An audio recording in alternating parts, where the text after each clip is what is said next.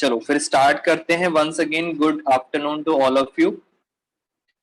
बेटा third book में हम धीरे धीरे चैप्टर्स एक साथ मिक्स करके चल रहे थे। उसका रीजन बताया था बिकॉज फाइनेंशियल स्टेटमेंट्स आपके सारे चैप्टर्स में है। मैंने आप बच्चों को कुछ होमवर्क दिया था। मैंने कहा था चैप्टर नंबर 1, चैप्टर नंबर 2 और चैप्टर नंबर 3 ये सारा का सारा आपने स्कैनर से होमवर्क करना है। बेटा मुझे नहीं पता आप कितना बच्चे घर पे पढ़ रहे हो, बट मेरे पास सिर्फ 2 बच्चों के ही डाउट्स आए थे स्कैनर से रिलेटेड। एक बच्चे का डाउट आया था कि सर ये स्कैनर कहाँ है। बेटा इससे साफ पता लग गया कि बच्चे ने स्कैनर पढ़ा ही नहीं। मैं बाकी बच्चों को बता देता हूँ, back side of your book आपकी जो टीएस ग्रेवाल सर की बुक है उसके लास्ट में स्कैनर दिया हुआ है। और स्कैनर मोस्ट इंपॉर्टेंट होता है। मोस्ट इंपॉर्टेंट का रीजन ये है because this scanner contains all questions related to CBSE. जो भी बोर्ड में क्वेश्चंस आए हैं वो क्वेश्चंस उसमें दिए होते हैं। तो अगेन इफ टाइम है आपके पास, आप स्कैनर को जरूर सॉल्व करें, अपने डाउट्स इकट्ठे करें और फिर हम एक साथ डाउट डिस्कस करेंगे। मैं आपके साथ चैप्टर नंबर 4 के बारे में मैंने डिस्कस करना स्टार्ट किया था और चैप्टर 4 था रेशो एनालिसिस। चैप्टर 4 है रेशो एनालिसिस।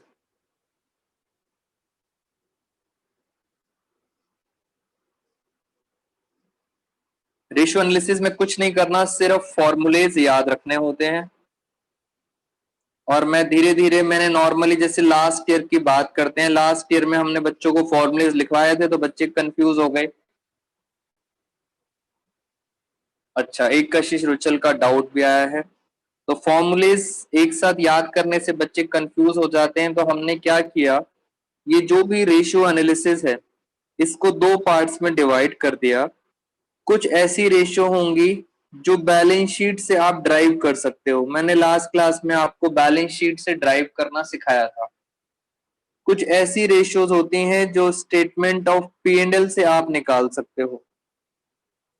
तो कुछ ऐसी रेशियोज होती हैं जो बैलेंस शीट से निकाल सकते हो आप। इट मींस आपको बैलेंस शीट अच्छी तरह समझ आनी चाहिए। कुछ ऐसी रेशियोज होती हैं जो सिर्फ पी एंड एल से निकल सकती हैं। इट मींस आपको पी एंड एल की प्रॉपर अंडरस्टैंडिंग होनी चाहिए। और कुछ ऐसी भी रेशियोज होती हैं जहां पे मिक्सचर होता है। इट मींस आपको बैलेंस शीट भी पता होनी चाहिए और पी एंड एल भी पता होनी चाहिए। तो रेशियोज को इस प्रकार से डिवाइड किया जाता है। और मैंने इसलिए आपको टाइम लगाया था कि आपको बैलेंस शीट और पी&एल अच्छी तरह समझ अगर आ गया तो मेरे रेशियोज के सारे फॉर्मूलेस क्लियर हो जाएंगे। मैं कुछ और बातें लेके चलता हूं जिससे आपके डाउट्स और भी क्लियर हो जाएंगे। मैंने आपको कुछ रेशियोज बताई थी, बैलेंस शीट वाली कौन कौन सी रेशियोज बताई थी। मैंने आपके साथ डिस्कस किया था करंट रेशियो। ये हमारी पहली रेशियो थी, करंट रेशियो। और मैं आपके साथ दोबारा से बैलेंस शीट ले आया हूं। ये बैलेंस शीट का हमारे पास फॉर्मेट है। बैलेंस शीट के फॉर्मेट में सबको पता है कि सर करंट एसेट्स दी होती हैं और करंट लायबिलिटीज भी दी होती हैं। तो ये हमारी बैलेंस शीट से क्या निकल आती है, करंट रेशो। सेकंड रेशो थी हमारी लिक्विड रेशो। मैं पहले 10 मिनट्स आपको सब बच्चों को रिवाइज कराऊंगा, फिर हम आज की क्लास स्टार्ट करेंगे। लिक्विड रेशो, लिक्विड रेशो भी कहां से आती है, बैलेंस शीट से। लास्ट क्लास में मैंने आपके साथ डिस्कस किया था डेब्ट इक्विटी रेशियो। डेब्ट इक्विटी रेशियो जैसे अगर हम बात करें, ये आपके सामने दिया हुआ है। अब मेरे से कोई पूछे सर डेब्ट इक्विटी रेशियो का क्या मतलब है, तो मैंने ये तो बता दिया था सर, इक्विटी किसे कहते हैं, शेयर होल्डर फंड। और डेब्ट पता है किसे कहते हैं, इसको कहते हैं डेब्ट। यानी डेब्ट का मतलब होता है नॉन करंट लायबिलिटीज। और डेब्ट को हम एक और नाम से जानते हैं। ये कौन सी उधारी होती है बेटा, याद करो, मैंने आपको बताया था ये लॉन्ग टर्म उधारी होती है। लिखा भी होता है long term borrowings, long term liabilities.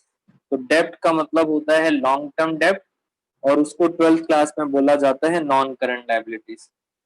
बच्चा कह रहा है सर ये भी तो उधारी होती है। बेटा ये भी उधारी होती है, मगर इस उधारी को बोला जाता है शॉर्ट टर्म डेब्ट। ये उधारी छोटे समय के लिए होती है। छोटा समय मतलब 12 महीने। ये उधारी सिर्फ 12 महीने के अंदर अंदर खत्म करनी होती है, इसलिए इसको बोला जाता है short term borrowings, short term provision, सब कुछ शॉर्ट टर्म आता है इसके अंदर। तो इसे कहते हैं शॉर्ट टर्म डेब्ट, इसे कहते हैं लॉन्ग टर्म डेब्ट। और सिंपल अगर डेब्ट लिखा हो तो आप समझ जाना डेब्ट का मतलब है लॉन्ग टर्म डेब्ट। तो क्या फॉर्मूला है, नॉन करंट लायबिलिटीज। और क्योंकि बच्चे आप सबको बातें याद हैं, अगर हम इन दोनों को ही प्लस कर दें, बेटा अब आप बताओगे अगर हमने दोनों डेब्ट्स को प्लस कर दिया तो क्या बोला जाएगा? लॉन्ग टर्म और शॉर्ट टर्म दोनों को प्लस कर दिया तो क्या बोलेंगे? जल्दी जल्दी बताएं। तृप्ति का आंसर सबसे पहले आया है। हाँ, वेरी गुड वेरी गुड। कह रहे हैं सर अगर आपने दोनों को जोड़ दिया तो इसको बोला जाता है टोटल डेब्ट। तो टोटल उधारी। बेटा मीनिंग समझना, रटने की कभी कोशिश ही नहीं करेंगे। वेरी गुड निकिता, ईशा, सब बच्चों ने, भारती, लक्की, वेरी गुड। तो दोनों डेब्ट को प्लस करेंगे तो आएगा टोटल डेब्ट। और इसे क्या बोला जाता है? शेयर होल्डर फंड को क्या बोला जाता है? इक्विटी। तो हमने बैलेंस शीट के बारे में बहुत कुछ समझा है, रेशोज भी यहीं से निकाल पा रहे हैं हम। और देखते हैं जरा, डेब्ट इक्विटी रेशियो के बाद मैंने आपके साथ एक और बैलेंस शीट की रेशियो याद करी थी जिसका नाम था total assets, total assets to डेब्ट रेशियो। और मैंने आपको बड़ी इजीली फॉर्मूला भी बता दिया था, जो पहले लिखा होता है वो ऊपर लिखते हैं, जो बाद में लिखा होता है उसको नीचे लिखते हैं। एक बच्चे का डाउट भी आ गया, वो डाउट भी देख लेते हैं। सर वो क्या है डाउट? इस चैप्टर में रटने का काम ज्यादा है। हाँ बेटा, बस फॉर्मूलेज याद होने चाहिए और उसके भी हम आपको तरीके बता रहे हैं। टोटल एसेट्स टू डेब्ट रेशियो। फिर क्या मैंने कोई और भी रेशियो, बेटा बैलेंस शीट की कोई और रेशियो कराई थी? एक बार मैं चेक कर लूं जरा। मैंने आपको, हाँ नहीं कराई थी। तो मैंने ये चार चीजें आपके साथ बैलेंस शीट की डिस्कशन करी। ऐसे ही मैंने पी एंड एल की भी कुछ बातें आपके साथ डिस्कस करी थी। रेशो नंबर 5 ये था नेट प्रॉफिट रेशो।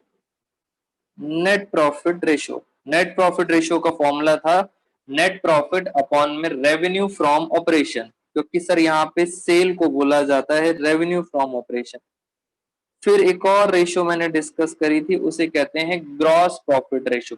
प्रॉफिट्स कहाँ से निकलते हैं? पी एंड एल से। तो मैंने कुल मिला के 6 रेशियोज आपके साथ डिस्कशन कर ली थी। अब हम चलते हैं अपनी क्लास को थोड़ा सा आगे लेके। रेशियो नंबर 7, और फिर मैं कुछ बच्चों के डाउट्स लूंगा।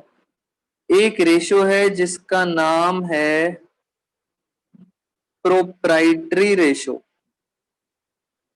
बेटा आपको मैं बता देता हूं, आपके कोर्स में बिजनेस स्टडी के अंदर डेब्ट इक्विटी रेशियो पूछी जाएगी। बिजनेस स्टडी की बात बता रहा हूं, वहां पे प्रोप्राइटरी रेशियो भी पूछी जाएगी। और भी एक दो रेशियोज हैं, मैं बिजनेस स्टडी के बारे में भी बता देता हूं। प्रोप्राइटरी रेशियो का फॉर्मूला क्या होता है? बेटा प्रोप्राइटर होता कौन है? बच्चा मेरे से पूछता है प्रोप्राइटर कौन होता है? मालिक। हाँ, प्रोप्राइटर कौन होता है? मालिक। अगर मैं बात करूं पार्टनरशिप की तो पार्टनर्स मालिक होते हैं। बट अगर मैं बात करूं कंपनी की तो कंपनी में पता है कौन मालिक होते हैं? कंपनी में मालिक होते हैं शेयर होल्डर फंड। यानी कंपनी के कौन मालिक हैं? Share holder fund. Share holder fund का मतलब ये देखो बेटा, ये रही बैलेंस शीट। बैलेंस शीट में देखो शेयर होल्डर फंड में क्या क्या आता है? शेयर कैपिटल आती है, और क्या आता है? Reserve and surplus. तो ये सब कुछ कहाँ आता है? शेयर होल्डर फंड के अंदर। Okay sir. बेटा मालिक किस चीज के होते हैं? ये जो शेयर होल्डर होते हैं ये किस चीज के मालिक हैं? अगर मैं बोलूं कि मैं साईं विनायक का मालिक हूं, बेटा अगर मैं बोलता हूं कि मैं साईं विनायक इंस्टीट्यूट का मालिक हूं, मैं किस चीज का मालिक हूं? क्या मैं वहां की चेयर्स का मालिक हूं?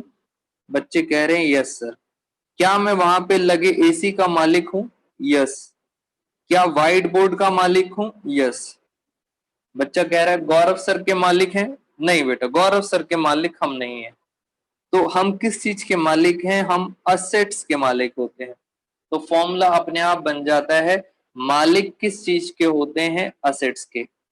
शेयर होल्डर फंड अपॉन सारी चीज के मालिक हो सर। हाँ, बच्चे कह रहे हैं सबका मालिक एक। किचन में बुक्स के मालिक भी, हाँ बेटा किचन में बुक्स भी रखी हैं, उसके भी मालिक हैं हम। Total assets. Sir total assets का मतलब क्या होता है? टोटल असेट्स का मतलब है sir non current assets plus current assets, इन सबको कुल मिला के बोला जाता है टोटल असेट्स। बेटा बहुत आसान से फॉर्मूले हैं, तो ये भी आपको बात समझ आ गई। अब हम चलते हैं आगे। मुझे कुछ बातें आपको बतानी है, तब हमारा थोड़ा सा इंटरेस्ट आएगा, क्वेश्चंस करेंगे। बेटा लास्ट क्लास में मैंने आप बच्चों को सिखाई थी डेरिवेशन। मैंने आपको डेरिवेशन करना सिखाया था। और उससे पहले मैं आपको एक बात बताता हूं। चलो हम नेक्स्ट पेज पे चलते हैं जरा। बेटा डेरिवेशन पे ध्यान देना। इस डेरिवेशन से आज हम बड़े सारे क्वेश्चंस भी सॉल्व करेंगे आपके साथ। हाँ, कैपिटल एम्प्लॉयड कराना है बेटा, वेरी गुड, बच्चों ने मुझे बता दिया। और ऑपरेटिंग साइकिल भी करानी है मुझे। हाँ बेटा आज दोनों बातें कराते हैं। ये देखो बैलेंस शीट, ये वही बैलेंस शीट है, बट मैं इसको बना रहा हूं हॉरिजॉन्टल शेप में। आप बच्चों ने पेपर में बनानी है वर्टिकल शेप में। मैंने यहाँ पे लिख दिया, मैंने यहाँ लिखा non current assets, non CA, और मैंने लिखा सीए। यहाँ पे बेटा अब तो आपको याद हो गई होंगी मेन मेन हेडिंग्स क्या होती थी, बेटा अब याद हो जानी चाहिए। यहाँ मैंने लिखा नॉन सीएल और यहाँ लिखा सीएल, करंट लायबिलिटी। बेटा यहाँ क्या आएगा जल्दी बताओ, अब बच्चों को यहाँ प्रेक्षा ने बता भी दिया, और बच्चे बताएं सर ऊपर क्या आएगा। हाँ वेरी गुड मंथन, कह रहे हैं सर ऊपर आएगा शेयर होल्डर फंड। ये मेन हेडिंग से सब बच्चों को याद है। और मैंने लास्ट क्लास में आपको डेरिवेशन करना सिखाया था, हर चीज का derivation. Very good Jaspal Singh. जैसे यहाँ पे लिखा 2000, यहाँ लिखा 500, यहाँ लिखा हमने 1800, और यहाँ लिखा हमने 900। जल्दी बताओ नॉन सीएल कितना आएगा? बेटा नॉन सीएल कितना आएगा आप सब बच्चे बताएंगे। वेरी गुड, सौरभ ने बता दिया। कह रहे हैं सर बहुत आसान है, ये डेरिवेशन है, आप इसको टोटल करो। टोटल यहां लिखो, बहुत सारे बच्चों ने आंसर बता दिया। टोटल यहां लिखो, उसमें से ये दोनों को माइनस करो, तो बचा कितना? 200। तो ये डेरिवेशन है, आप कहीं से भी पांचों चीजें निकाल सकते हो। वेरी गुड, सब बच्चों का आंसर एकदम करेक्ट है। बैलेंस शीट ऑलवेज भी इक्वल। तो डेरिवेशन सिखा दिया था। आज का पहला स्टार, आज की क्लास अब हम स्टार्ट करने जा रहे हैं। हाँ, एक बच्चा कह रहा है सर वर्किंग कैपिटल का फॉर्मूला बताओ। बेटा वर्किंग कैपिटल का फॉर्मूला तो मैंने आपको पहले बताया था। वर्किंग कैपिटल होता है सीए माइनस सीएल। बताओ जरा सीए कितना है? 900। सीएल कितना है? 500। तो वर्किंग कैपिटल आ गई 400। ये पुरानी बातें हैं। मैं आपके साथ आज एक नई बात डिस्कस करने जा रहा हूं, और नई बात है कैपिटल एम्प्लॉयड। तो बेटा आज की क्लास अब स्टार्ट हुई है।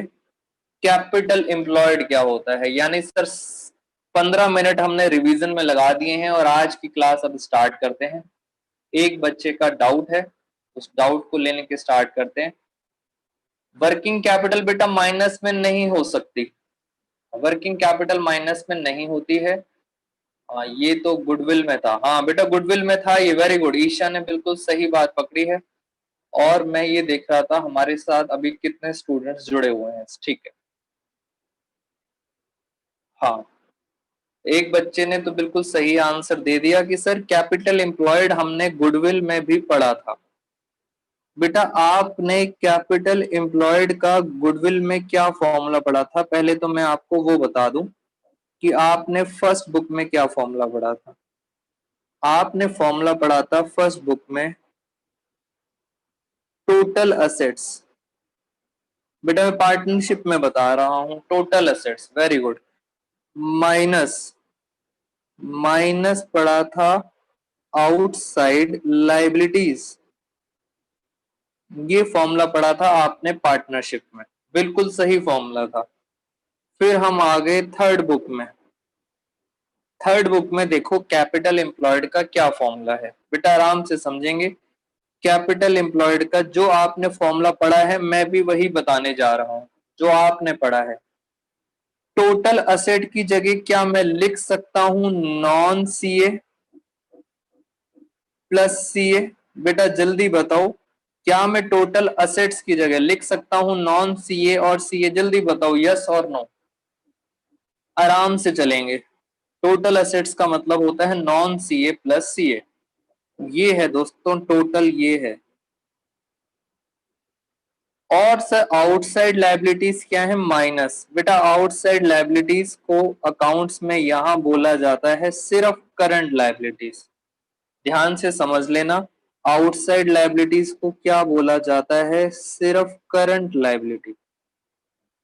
इट मीन्स जो फॉर्मूला आपने पार्टनरशिप में पढ़ा था वही फॉर्मूला ये कहना चाहते हैं, total assets minus outside liabilities. और आउटसाइड को सिर्फ क्या माना है? Current liability. जल्दी बताओ, फिगर में बात करते हैं। हाँ बेटा अभिमन्यु भी बताएंगे डाउट।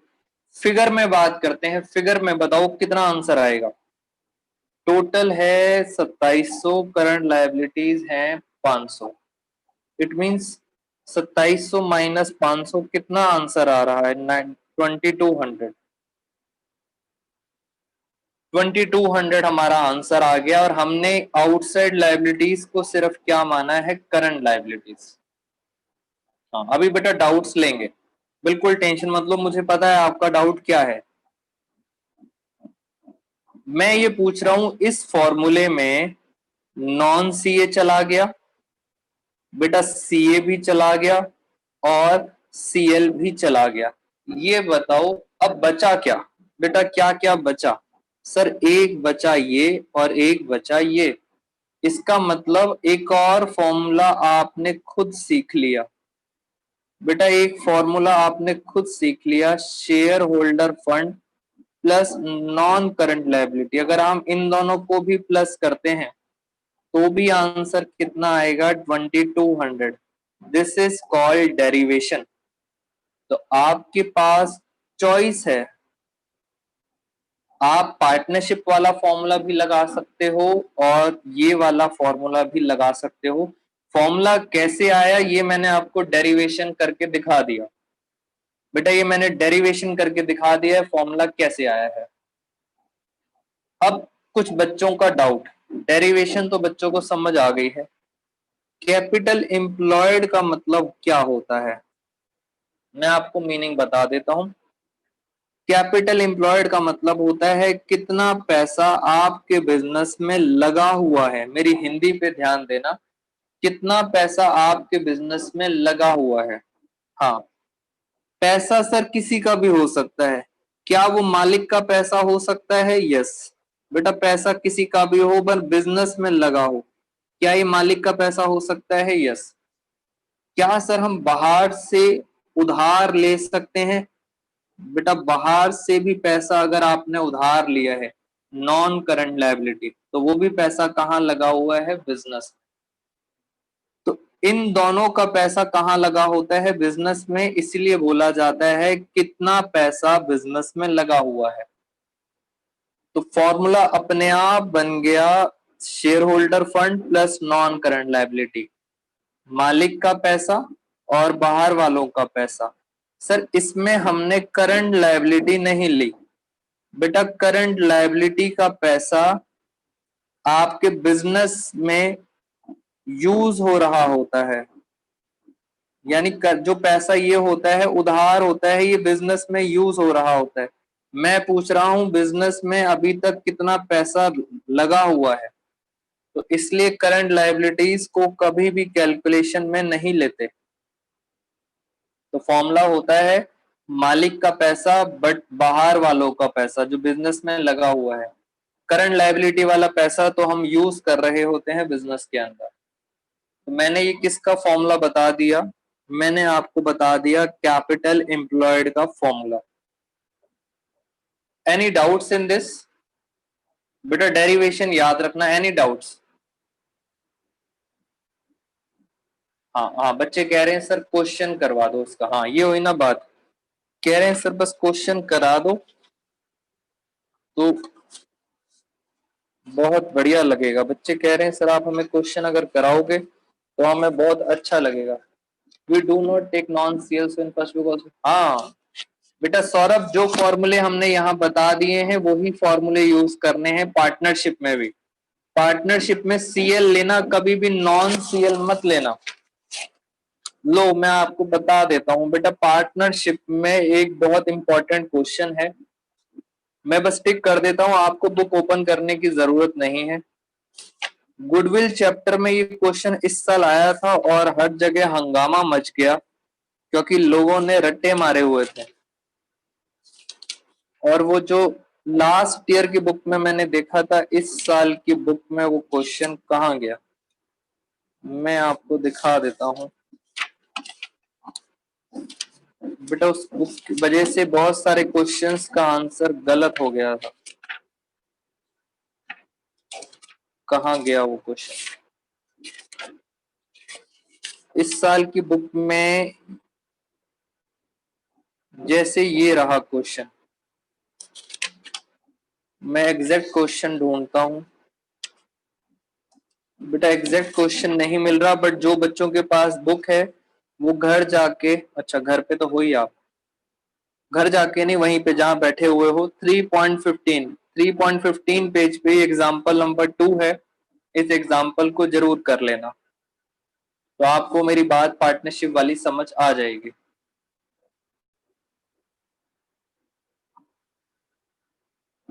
मैं कुछ क्वेश्चंस कराता हूं बेटा, फिर एक दो बच्चों के डाउट लेते हैं। आओ जरा क्वेश्चन, ये हमारे असाइनमेंट का क्वेश्चन नंबर है 4। पढ़ते हैं जरा आराम से। पूछा क्या गया है, पूछा गया है डेब्ट इक्विटी रेशियो। बेटा डेब्ट इक्विटी रेशियो का फॉर्मूला होता है डेब्ट अपॉन में इक्विटी, ये फॉर्मूला होता है। जो ऊपर लिखा होता है वो पहले आता है। टोटल डेब्ट दिए हुए हैं, करंट कैपिटल एम्प्लॉयड दे रखी है और करंट लायबिलिटीज दे रखी है 1 लाख। मैंने क्या करा, मुझे बताया गया था कि बैलेंस शीट बनाने से हमारे सारे क्वेश्चन सॉल्व हो जाते हैं, तो मैंने बैलेंस शीट बना दी। बैलेंस शीट में सबसे पहले आता, लास्ट में आता है करंट लायबिलिटीज। करंट लायबिलिटीज कितनी है, 1 लाख। बेटा कुछ बच्चों ने फटाफट सॉल्व भी कर दिया। हाँ खुशी ने देखो आंसर भी निकाल दिया। बेटा करंट लायबिलिटीज है 1 लाख। टोटल डेप्ट, टोटल डेप्ट है 9 लाख। टोटल डेप्ट का मतलब होता है नॉन सीएल, बेटा उधार। टोटल का मतलब होता है नॉन सीएल और सीएल। 9 लाख है टोटल, अगर ये 1 लाख है तो ये पता है कितना आया, ये आया 8 लाख। 8 और 1 9 lakh.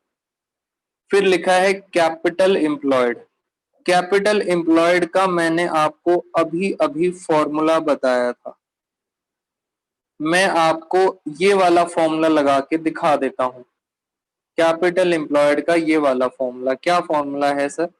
Share holder fund plus non CL. Sir capital employed कितना दिया हुआ है, 12 लाख, ये दिया हुआ है 12 लाख। शेयर होल्डर फंड नहीं पता, बट क्या नॉन सीएल पता है? यस, नॉन सीएल है 8 लाख। अगर 8 लाख इधर से माइनस हो गया तो शेयर होल्डर फंड आ गया 4 लाख। लो मैंने ये भी लिख दिया, शेयर होल्डर फंड आ गया 4 लाख। खत्म हो गई कहानी। अब तो बस क्या करना है, आप बच्चों को बस ये पता होना चाहिए कि डेप्ट का क्या मतलब होता है। डेप्ट का मतलब होता है नॉन सीएल। मैंने लिखा 8 लाख। इक्विटी का क्या मतलब होता है? इक्विटी का मतलब होता है शेयर होल्डर फंड, 4 लाख। इसको जैसे ही सॉल्व करेंगे तो आंसर आ जाएगा 2:1। बेटा इस तरह के क्वेश्चंस पेपर में आजकल बहुत आ रहे हैं, जिसमें आपको थोड़े से फॉर्मूलेस का यूज करना पड़ेगा। जल्दी बताएं, एनी डाउट्स इन दिस? बेटा any doubts in this? No sir. हाँ, बच्चे मना करना। हाँ, कह रहे हैं सर थोड़ा सा मुश्किल क्वेश्चन दो। ये तो सर बहुत आसान सा क्वेश्चन था।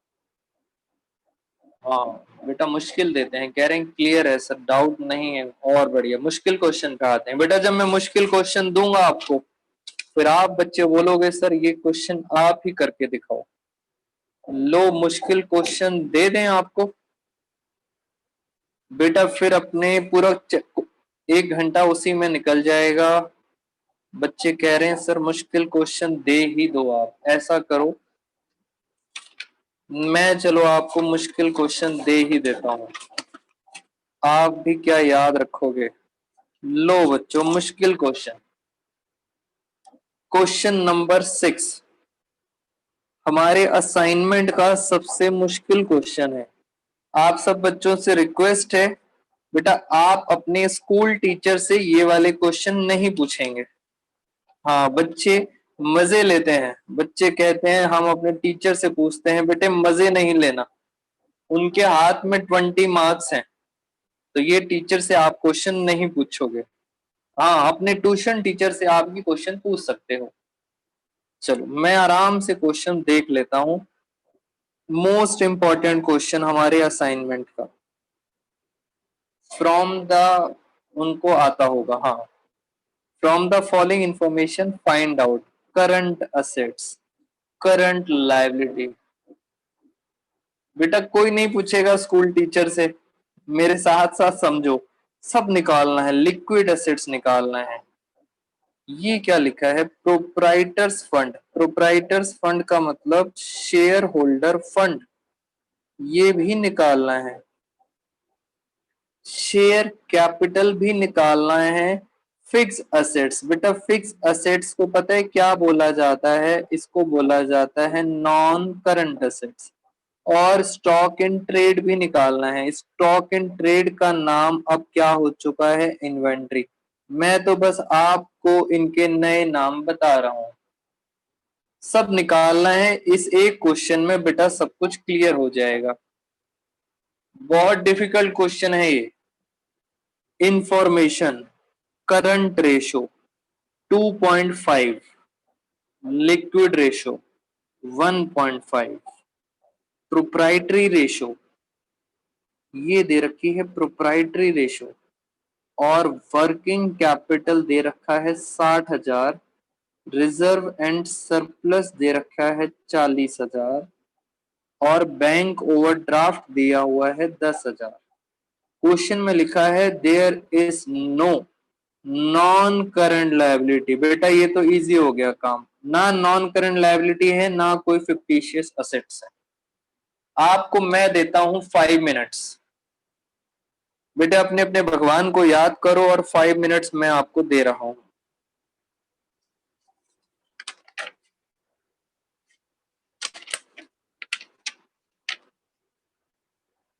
क्वेश्चन बेटा 5 मिनट्स दे रहा हूं, क्वेश्चन आपकी स्क्रीन से गायब हो चुका है। हाँ बेटा आप आंसर्स निकालते जाओ, बस देखते हैं लास्ट में चेक कर लेंगे। ये आ गया क्वेश्चन।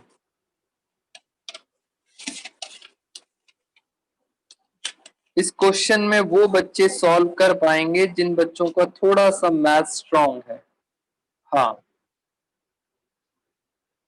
ये रहा क्वेश्चन। मैंने तो कुछ नहीं करना, मैं क्या करता हूं, मैं तो बस आप बच्चों के सामने यहाँ पे बैलेंस शीट बनाने जा रहा हूं, बाकी बच्चे ट्राई करेंगे। वेरी गुड बेटा करते जाओ, देख लेना किसके आंसर सही आ रहे हैं। बैलेंस शीट, जो बच्चों को कॉन्फिडेंस नहीं आ रहा वो मेरे साथ साथ करेंगे। हाँ बेटा ईशा, आपका जो भी आंसर आया है फटाफट आप मेरे साथ शेयर करें, और भी बच्चों के जो आंसर है वो लिखते जाएं। मैं बस यहाँ पे क्या कर रहा हूँ, मैं यहाँ पे बैलेंस शीट बना रहा हूँ। Share holder fund, non current liabilities, current liabilities, यहां चलते हैं। यहां लिखा नॉन करंट असेट्स, और यहां लिखा करंट असेट्स। और क्या क्या बातें हैं, सबसे लास्ट में लिखा था, हाँ सबसे लास्ट में लिखा था there is no non current liability. Sir ये तो हो गई नील, सबसे अच्छा काम हो गया, नील, टेंशन ही खत्म। उसके बाद यहाँ पे आपको इसको बोला जाता है फिक्स्ड असेट्स। करंट असेट्स के अंदर बहुत सारी चीजें आती हैं, उसी में एक चीज आती है जिसको बोला जाता है इन्वेंट्री, स्टॉक। मैं बस लिख रहा हूं, बैलेंस शीट बना रहा हूं आपके सामने। शेयर होल्डर फंड के अंदर बेटा सब हेड में, शेयर होल्डर फंड के सब हेड में पता है क्या क्या आता है, शेयर कैपिटल आता है और रिजर्व एंड सरप्लस आता है, ये इसके सब हेड है। करंट लायबिलिटीज में भी ऐसे ही बहुत सारी बातें आती हैं। मैंने कुछ नहीं करा, सिर्फ बैलेंस शीट बनाई है आपके सामने। मुझे इस क्वेश्चन में रिजर्व एंड सरप्लस दिया हुआ है, मैंने भगवान को प्रसाद चढ़ाया, मैंने कहा चलो कुछ तो दिया हुआ है 40,000। फिर वर्किंग कैपिटल भी दिया हुआ है 60,000। मैंने कहा वर्किंग कैपिटल का फॉर्मूला लिख देते हैं। वर्किंग कैपिटल का फॉर्मूला है CA माइनस CL। ये दिया हुआ है 60,000, बस और कुछ नहीं दिया हुआ। चलो बच्चों, बेटा अब आपने अगर कर लिया है तो मुझे जल्दी से बताओ हमारा शेयर कैपिटल कितना आ रहा है। अब पता लग जाएगा किस बच्चे का आंसर सही है। बस एक बताना है दोस्तों, शेयर कैपिटल, ज्यादा कहानी नहीं बतानी। शेयर कैपिटल कितना आया है बेटा, खुशी सारी चीजें नहीं, ओनली शेयर कैपिटल। 2 मिनट, बच्चे कह रहे हैं सर 2 मिनट, सिर्फ शेयर कैपिटल बताना है। सौरभ कह रहा है 60,000। बेटा शेयर कैपिटल बतानी थी। हाँ एक बच्चे का आंसर तो गलत हो गया है, और बच्चे बताएं। सौरभ कह रहा है 20,000। बेटा ये भी आंसर आपका गलत है, और हाँ गलत है बेटा। और मेहनत करो, मैंने तो कहा था आपको, मुश्किल कह रहे थे बच्चे, कह रहे थे मुश्किल क्वेश्चन दो। हाँ जी विमन्यु, क्या आंसर आया? कुछ बच्चे रेस्ट करने चले गए। अब आगे फिर मेरी बारी, विमन्यु सर निकाल रहा हूँ बस। मैं आपको लास्ट मिनट दे रहा हूं और बच्चों को, और फिर हम अपना क्वेश्चन स्टार्ट करेंगे।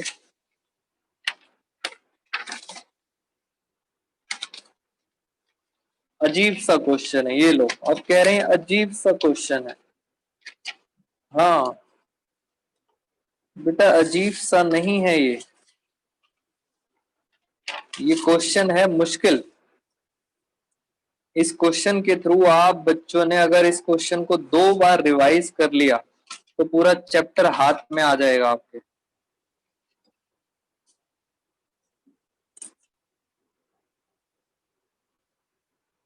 हाँ शेयर कैपिटल 20,000 निकाल दिया बच्चे ने। वेरी गुड विमन्यु, आंसर गलत है। हाँ बेटा अब मेरी बारी आ गई, अब मेरी बारी आ गई बस। अब मेरे साथ साथ सुनेंगे, बच्चे बोली लगा रहे हैं। बहुत अच्छा क्वेश्चन था, इसमें आपने ध्यान नहीं दिया। पहले मैं निकाल रहा हूं करंट रेशियो, बेटा मेरे साथ साथ सुनेंगे। कुछ बच्चों की ये रेशियो बिल्कुल सही आई होगी। करंट रेशियो का फॉर्मूला होता है CA अपॉन में CF। करंट रेशियो दे रखी है 2.5, अपॉन में क्या आएगा 1। ना CA पता है ना CL पता है, इसलिए हमने क्रॉस मल्टीप्लाई किया। सिर्फ मैथ्स का यूज करूंगा मैं, अकाउंट्स का इसमें कोई भी यूज नहीं है।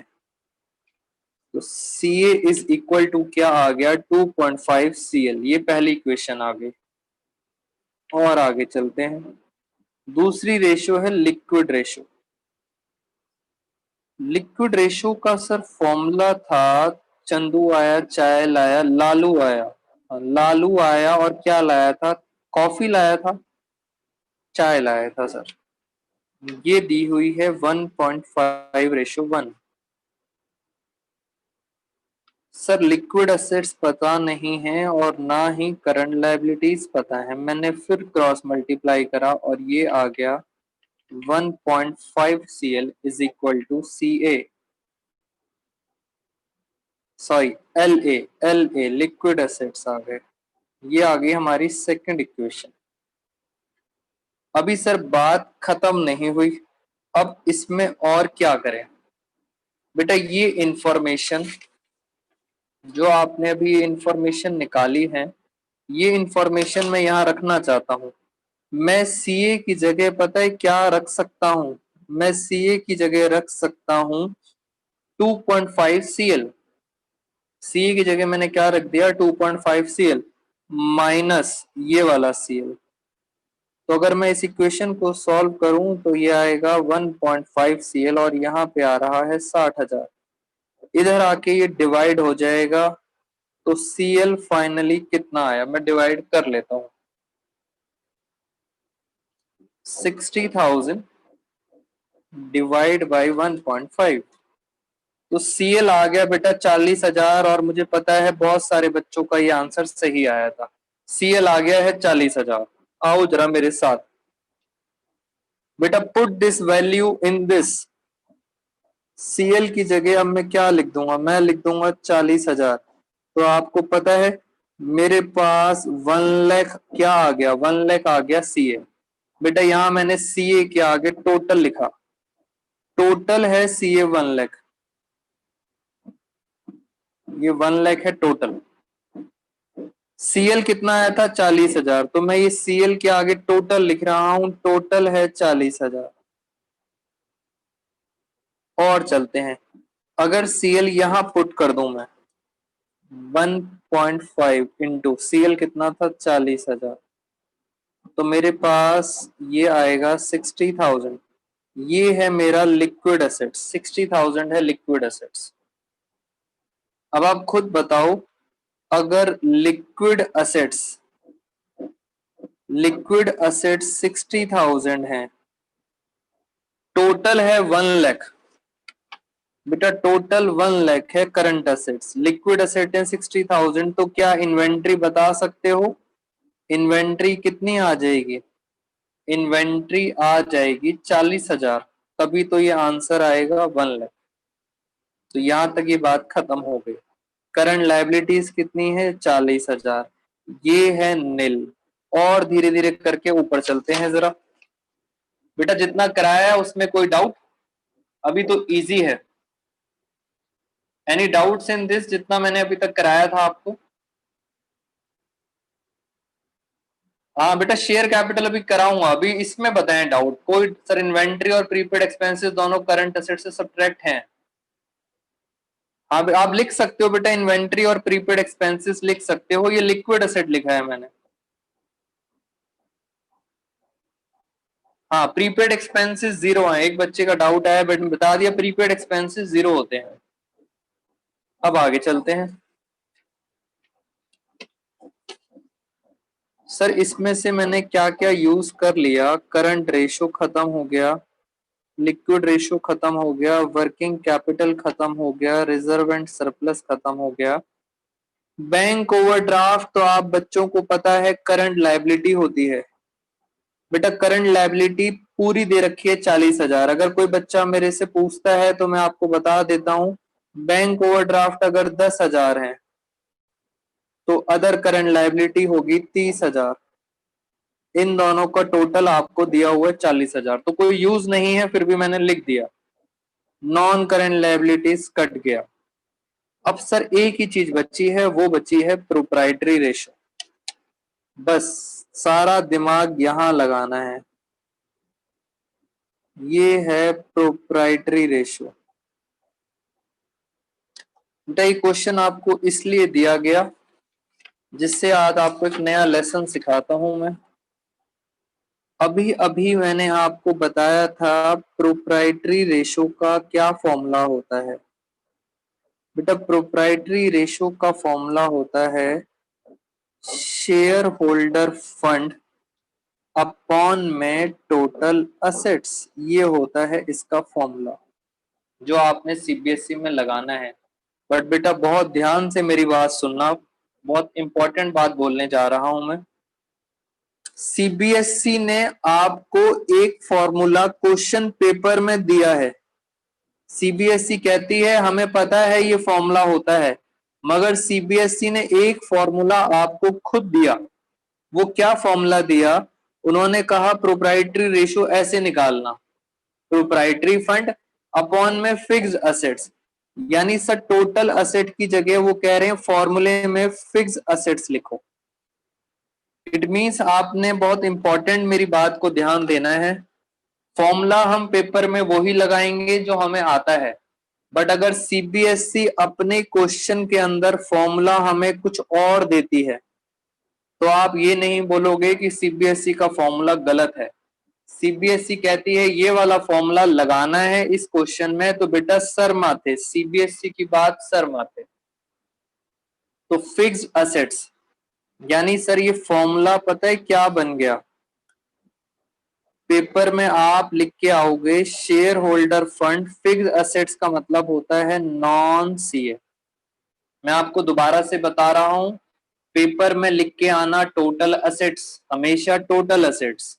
बट अगर क्वेश्चन में कोई फॉर्मूला कुछ और है, अगर ऐसा होता है क्वेश्चन में कुछ और फॉर्मूला दिया होता है, तो आपको फिर वो वाला फॉर्मूला यूज करना है, शेयर होल्डर फंड अपॉन में नॉन करंट असेट्स। प्रोप्राइटर का मतलब शेयर होल्डर फंड होता है। हाँ जी बेटा, अगर फिक्स असेट्स नहीं लिखा होता तो मैं टोटल असेट्स लेता प्रिया, टोटल असेट्स लेता। हाँ जी लिखा हुआ है इसलिए मैंने लिखा। सर ये फॉर्मूला दे रखा है 1 में 0.75, 1 में 0। हाँ जी बेटा, प्रोप्राइटर फंड का मतलब शेयर होल्डर फंड होता है। फिक्टिशियस असेट्स बेटा 0, ये एडवर्टीजमेंट एक्सपेंस होते हैं। फिक्टिशियस असेट्स क्वेश्चन में है ही नहीं है, 0 है। मैं इस फॉर्मूले को लिखने जा रहा हूं। फॉर्मूला आ गया शेयर होल्डर फंड अपॉन में non CA. Sir cross multiply, क्योंकि मेरे पास ना शेयर होल्डर फंड पता है और ना ही मैं इसको हटा देता हूं। ये देख लो आप, मुझे कुछ नहीं पता इसके अंदर, तो मैंने क्रॉस मल्टीप्लाई कर दिया। ये आ गया non CA is equal to 0.5 share holder fund. बेटा सारी कहानी अब स्टार्ट होगी, अब पता लगेगा बच्चे कौन बच्चा दिमाग लगा रहा है। ये है फॉर्मूला और ये है आपके सामने बैलेंस शीट। सारा खेल अब डेरिवेशन का है। बेटा अब डेरिवेशन लगानी है बहुत ध्यान से।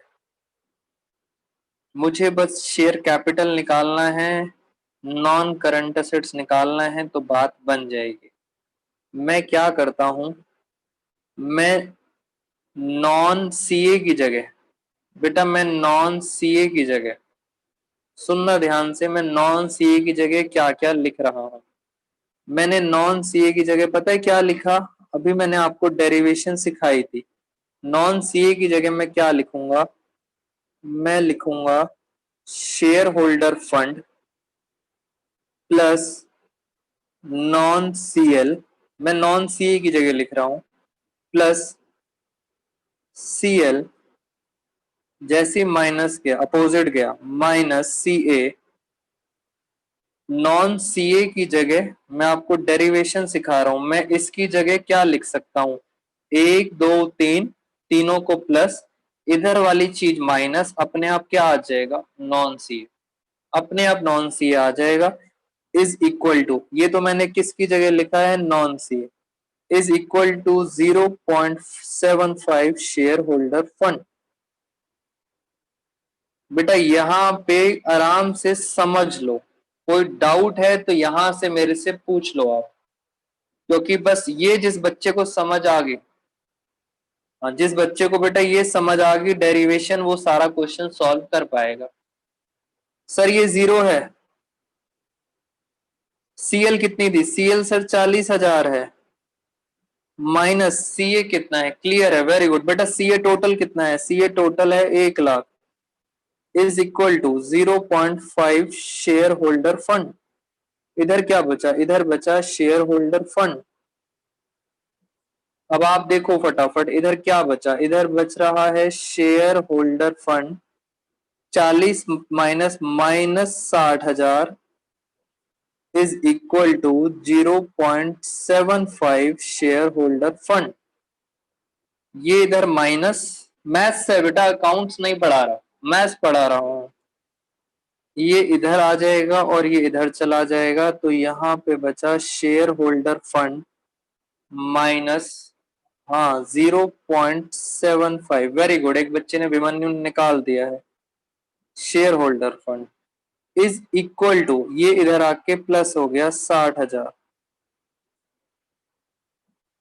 हाँ देखो बच्चे पहले परेशान हो जाते हैं, कह रहे हैं सर क्या ये क्वेश्चन कभी आया है पेपर में। बेटा अभी तक नहीं आया, इस साल आएगा। हाँ बस सॉल्व करना है। टर्निंग पॉइंट बच्चों, टर्निंग पॉइंट ये था, मुश्किल कुछ नहीं था इसके अंदर, ये था टर्निंग पॉइंट कि मैंने नॉन सीए की जगह ये क्या लिख दिया, बाकी तो मैथ्स है। हाँ लिखते लिखते आ जाएगा आंसर, ये लो। इसका मतलब मैं इसी को आगे सॉल्व करता हूं, तो ये आ गया 1 में से 0 पॉइंट ये गया, तो 0.25 share holder fund is equal to 60,000। तो शेयर होल्डर फंड आ गया 60,000 अपॉन में 0.25। और सर अगर मैं इसको सॉल्व करता हूं, 60,000 डिवाइड बाई 0.25, तो बिल्कुल सही बेटा, अभिमन्यु का आंसर आ गया, और भी एक दो बच्चों का आंसर आ गया। शेयर होल्डर फंड आ गया 2,40,000। यानी सर शेयर होल्डर फंड आया है 2,40,000 टोटल। क्या अब आप बता सकते हो शेयर कैपिटल कितना आएगा, इन दोनों का प्लस करेंगे तभी तो 2,40,000 आएगा, तो क्या आप बता सकते हो शेयर कैपिटल कितना आ रहा है। Very good sir, share capital आएगा 2,00,000 रुपए, तभी तो 2,40,000 आएगा। अब जरा टोटल कर लेते हैं, बैलेंस शीट का टोटल कर लेते हैं जरा। ये है शेयर होल्डर फंड, ये है नॉन करंट लायबिलिटी, और ये है करंट लायबिलिटी। तो टोटल आ रहा है 2,80,000। इधर देख लेते हैं, ये है 1,00,000, टोटल आ रहा है 2,80,000। ये है 1,00,000, तो पता है ये कितना बचा, ये बचा 1,80,000। बेटा सारा खेल डेरिवेशन का था, वो डेरिवेशन सबसे इंपॉर्टेंट ये थी कि मैंने नॉन सीए की जगह, नॉन सीए निकालने का तरीका मैंने कैसे निकाला, नॉन सीए मैंने कहा इसको छुपा दो, बस इनको प्लस करो, इसे माइनस करो, अपने आप ये आ जाएगा। इट मींस आपने क्या किया था, आपने शेयर होल्डर फंड लिखा था प्लस नॉन सीएल लिखा था प्लस सीएल लिखा, तीनों को प्लस करा और इधर से सीए को माइनस कर दिया, तो अपने आप ही क्या आ गया, नॉन सीए। अगर आप करके देखोगे तो भी आंसर प्रूव हो जाएगा। ये कितना है, ये है 2,40,000, नॉन सीएल कितना है 0, सीएल है 40,000 और सीए है 1,00,000। अगर आप इसको सॉल्व करते हो तो आपके पास फाइनली आंसर कितना आ रहा है, 1,80,000। तो बस ये ही एक इम्पॉर्टेंट स्टेप था आपका डेरिवेशन का। हाँ बेटा, मुश्किल क्वेश्चन है। बच्चा कह रहा है सर इंटरेस्ट आ गया, मजा भी आ गया। कुछ बच्चों को बेटा डर भी लग गया होगा, ये कैसा क्वेश्चन आ गया था। आप ही कह रहे थे मुश्किल क्वेश्चन कराओ, मुश्किल क्वेश्चन कराओ, ये लो मुश्किल क्वेश्चन। मैं एक और चीज बता देता हूँ, एक बच्चे को डाउट है लिक्विड एसेट्स के अंदर। लिक्विड एसेट्स का फॉर्मूला होता है current assets minus inventory minus prepaid expenses. बेटा प्रीपेड एक्सपेंसेस नहीं पता, इसलिए मैंने जीरो कर लिए। लिक्विड एसेट्स पीछे आपने निकाले थे 60,000 और करंट एसेट्स निकाले थे 1,00,000। बस आपको क्या निकालना था, इन्वेंट्री निकालना था। माइनस करेंगे तो अपने आप इन्वेंट्री आ जाएगा। हाँ, एमबीए का सारा बेटा मैंने आपको डेरिवेशन सिखा दी, और कुछ बच्चों को याद है कि सर एमबीए में ऐसे क्वेश्चंस आते हैं। बेटा हैवी क्वेश्चन था, मुझे पता है। अब आप सब बच्चे निराश उदास हो गए होंगे। हाँ, एक दो बच्चों ने मीटिंग में लेफ्ट कर दी, कह रहे हैं सर इतने मुश्किल मुश्किल क्वेश्चंस करा रहे हो आप। हाँ, ट्यूशन है हमारा। तो आज की क्लास में इतना ही दोस्तों, थैंक यू सो मच। हाँ, एक बच्चा कह रहा है बेहोशी आ रही है मुझे।